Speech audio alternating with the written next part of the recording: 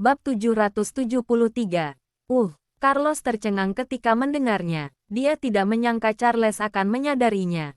Dia selalu merasa bahwa Charles adalah pria tak berperasaan, yang hanya tahu makan, minum dan melihat gadis-gadis cantik sepanjang hari. Kak Carlos tidak perlu khawatir. Kami sudah menyuruh kakak-kakak pelayan di luar untuk pergi. Tidak akan ada orang yang mendengar pembicaraan kita. Carla mengecilkan suaranya dan berbisik. Jika masih khawatir, kita bisa berbicara dengan suara pelan. Betul. Kakak punya rahasia apa? Charles mengerutkan kening dengan wajah serius. Kita bertiga satu pemikiran. Jika ada masalah, harus dihadapi bersama.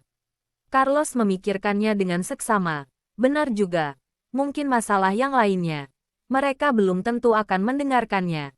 Tapi jika berkaitan dengan maminya, mereka pasti akan mendengarkannya. Terlebih lagi, sekarang kakek buyut mengawasinya dengan sangat ketat. Jika dia ingin kabur keluar seorang diri untuk mencari informasi tentang maminya, itu sudah tidak mungkin, kecuali Charles dan Carla membantunya. Bagaimanapun, di mata kakek buyut, mereka berdua adalah anak yang paling baik dan patuh. Jika mereka melakukan sesuatu, kakek buyut pasti tidak akan mencurigai mereka. Selain itu, mami bukan miliknya seorang. Mereka bertiga harus bekerja sama untuk mencari mami bersama-sama. Dengan demikian, kemungkinan keberhasilan akan lebih besar. Memikirkan hal ini, Carlos bangkit berdiri, kemudian mengunci pintu dan menutup jendela. Charles dan Carlos saling menatap, dan mereka sedikit gugup. Charles bertanya dengan cemas, "Kak Carlos, apa kakak benar-benar punya rahasia?" "Rahasia apa? Apa kakak ingin pergi berpetualang?" Yang ada di dalam benak Carla adalah Carlos ingin membawa mereka pergi berpetualang, seperti Pirates of the Caribbean. Carlos tidak menjawab mereka, hanya mengeluarkan cincin dari dalam laci dan bertanya dengan misterius. "Charles, Carla, apa kalian kenal benda ini?" "Ini cincin pernikahan." Charles dan Carla mendekat untuk mengamatinya dengan cermat. Kemudian mereka berbisik. "Ini sedikit mirip dengan cincin papi." "Bukan. Ini cincin wanita. Sepertinya aku pernah melihatnya di suatu tempat." "Kalian lihat ini lagi." Carlos menunjukkan layar komputer di depan mereka, membuka video pernikahan papi dan mami, menunjuk jari manis kanan mami dan berkata, "Apa kalian sudah mengerti?" Astaga, cincin ini terlihat seperti cincin pernikahan mami. Carla mengambil cincin itu dan melihatnya dengan cermat. "Apa mungkin ini cincin mami?" Charles bertanya dengan ragu. "Benar." Carlos mengangguk. Charles dan Carla melebarkan mata mereka dengan takjub. Wajah mereka penuh dengan ketidakpercayaan. Beberapa saat kemudian, mereka berdua kembali sadar, dan mereka bertanya dengan antusias. "Apa yang terjadi? Apa mami memberikan cincin itu pada kakak sebelum mama pergi?" "Bukan. Aku belum pernah melihat kakak mengeluarkannya sebelumnya. Mungkinkah?" Carla baru berbicara setengah. Kemudian dia langsung tertegun. Matanya melebar keheranan. Dan dia menatap Carlos dengan tak percaya. "Mami sudah kembali." "Kak Carlos, apa mami benar-benar sudah kembali?" Charles meraih tangan Carlos dan bertanya dengan penuh semangat. "Cepat katakan." "Ya, aku ingin tahu." Carla menarik lengan baju Carlos dan mendesaknya dengan cemas. "Sebenarnya apa yang terjadi? Apa kalian masih ingat elang itu?" Carlos mulai bercerita. "Cincin ini ada di kakinya." Charles dan Carla sangat terkejut. "Jadi begini." Carlos memberitahu mereka secara rinci apa yang terjadi. Ketika keduanya mendengarnya, mereka sangat antusias. Charles segera berkata, "Pantas saja kakak sengaja menyelinap pergi hari ini. Aku pikir kakak marah, karena Bibi Victoria tinggal di rumah. Jadi pura-pura kabur untuk menakuti kakek buyut. Bahkan, aku tadi membantumu." "Kak Carlos, lalu bagaimana dengan elang itu sekarang?" Carla bertanya dengan cemas. "Apa mami tinggal di villa sisi utara?" "Aku tidak tahu. Kalaupun mami tidak ada di sana, orang-orang di sana pasti tahu informasi keberadaan mami." Carlos berkata dengan sungguh-sungguh. "Sekarang kita harus menemukan cara untuk menyelinap ke sana dan mencari petunjuk tentang keberadaan mami." Bab 774. "Iya." Charles mengangguk-anggukkan kepala.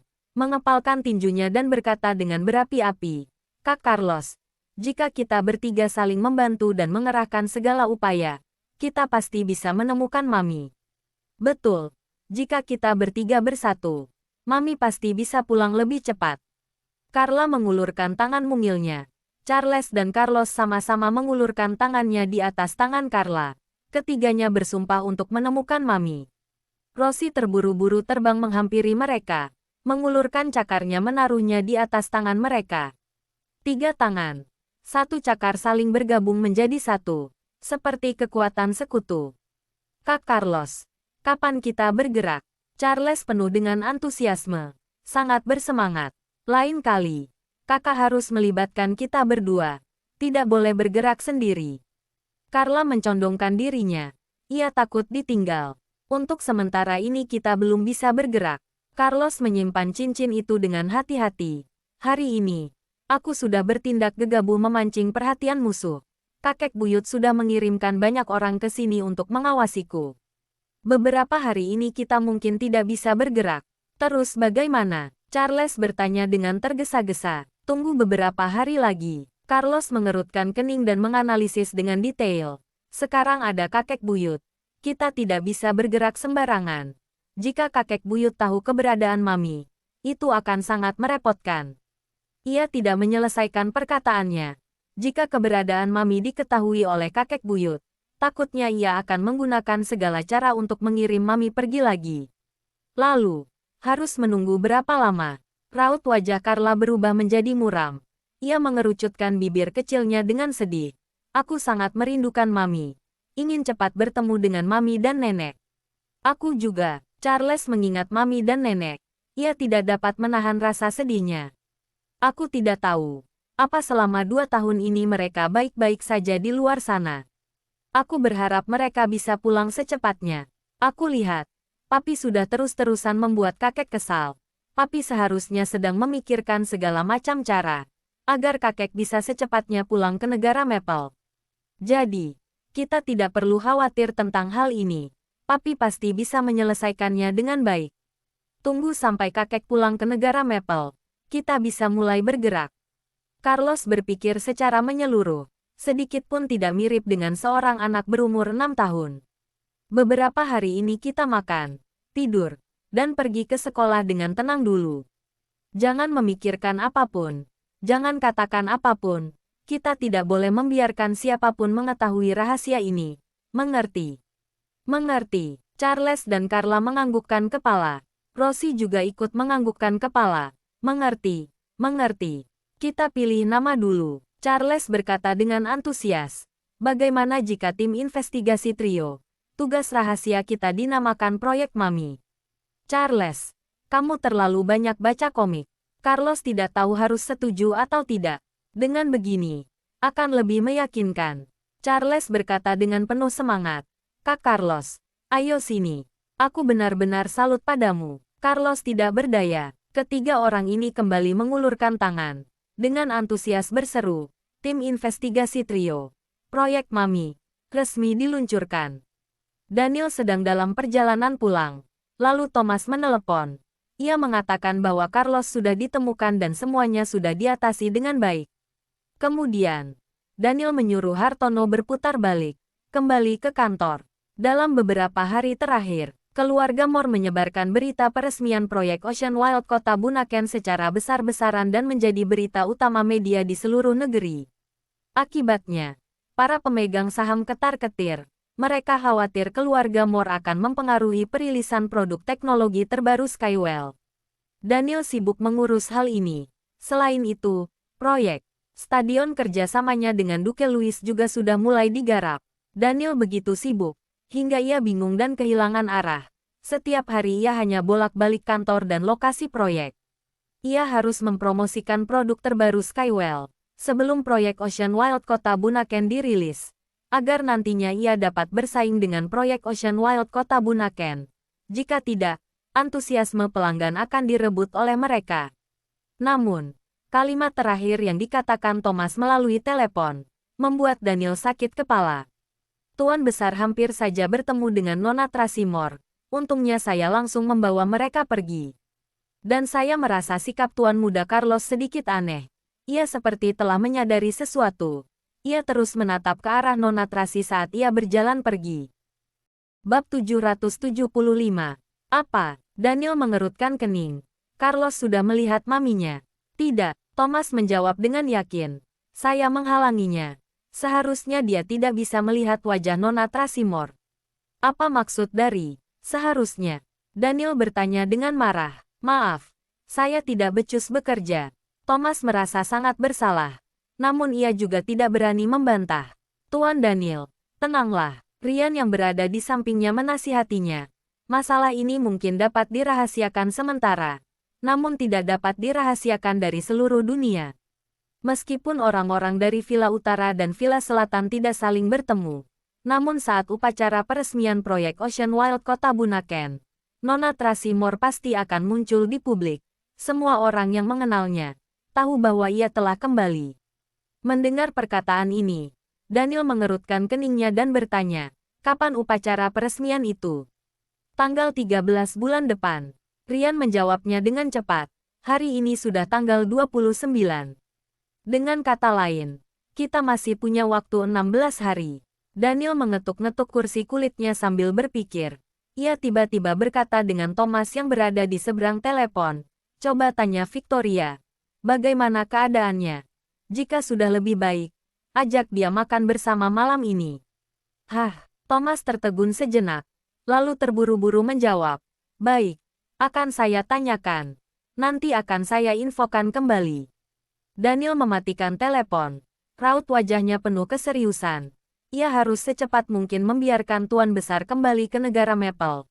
Dengan begini, ia baru bisa menyelesaikan semua masalah dengan tenang. Jangan khawatir. Kita masih punya banyak waktu. Semuanya pasti dapat diselesaikan. Pada saat bersamaan, Thomas juga menelepon. Nona Victoria masih kurang sehat. Ia tidak bisa keluar.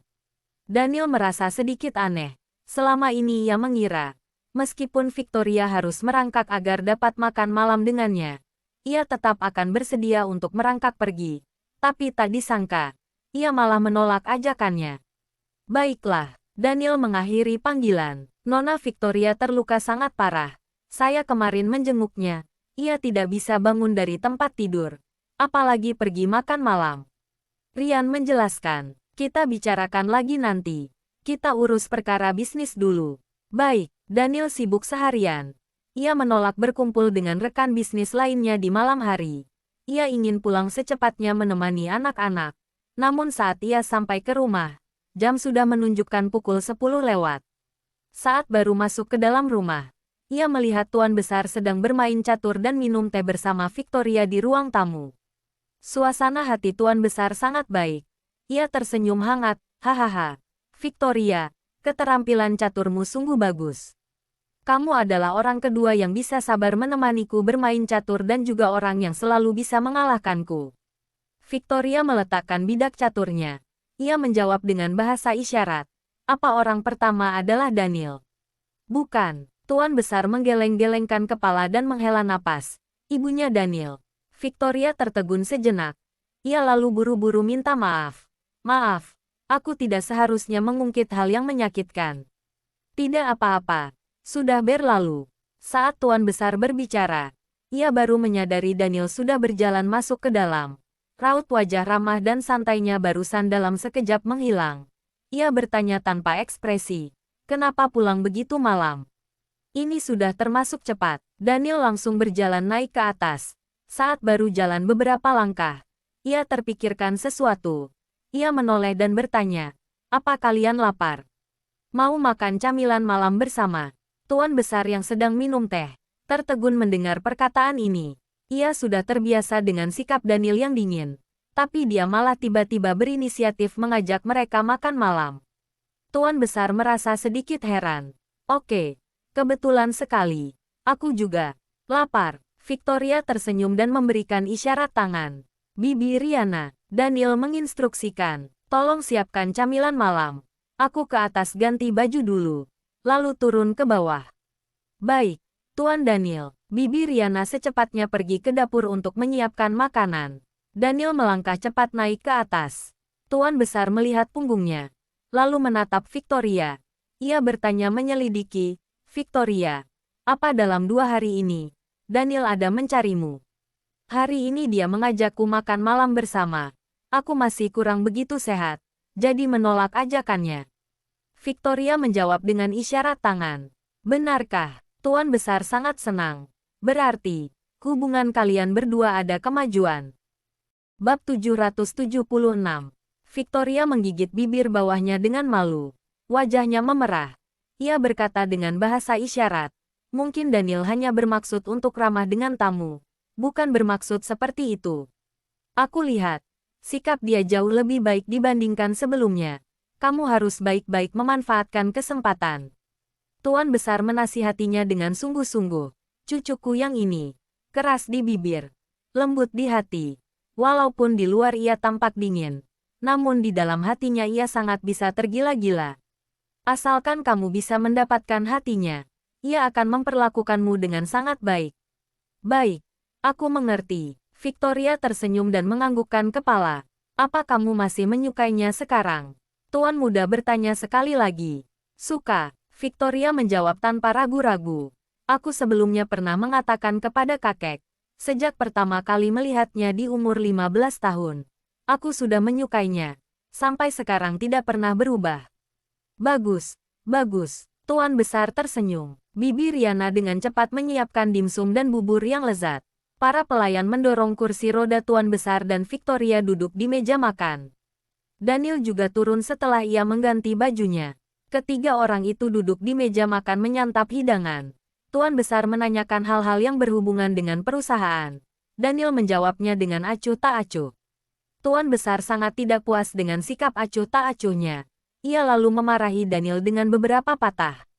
Daniel menjawab dengan tidak sabar. Aku bekerja lebih dari 10 jam. Bisakah kamu membiarkanku tenang sedikit di malam hari? Kamu, Tuan Besar hendak meledak dengan kemarahan. Victoria menaruh sebuah pangsit udang di atas piringnya. Lalu berkata dengan bahasa isyarat. Kakek, pangsit udang ini sangat enak. Cobalah. Senyum hangatnya dengan cepat meredakan kemarahan Tuan Besar. Kamu harus belajar dari Victoria. Ia begitu lembut. Tuan Besar menunjuk-nunjuk Daniel. Mencaci makinya. Tidak sepertimu. Begitu mirip dengan singa. Setiap kali ingin memangsa orang. Daniel menyantap hidangan itu dengan diam. Tidak berbicara sedikit pun. Sebenarnya, ia sudah sangat ingin kembali ke kamar untuk beristirahat. Jika bukan karena ia ingin menggunakan kekuatan tidak terlihat ini untuk mendorong Victoria membantunya membujuk Tuan Besar. 1 detik pun ia tidak akan mau duduk di sini. Raut wajah kakek kelihatannya tidak begitu baik. Apa karena kelelahan? Victoria menggunakan bahasa isyarat mengobrol ringan dengan Tuan Besar. Setiap hari aku hanya pergi mengantarkan anak-anak. Tidak terlalu lelah.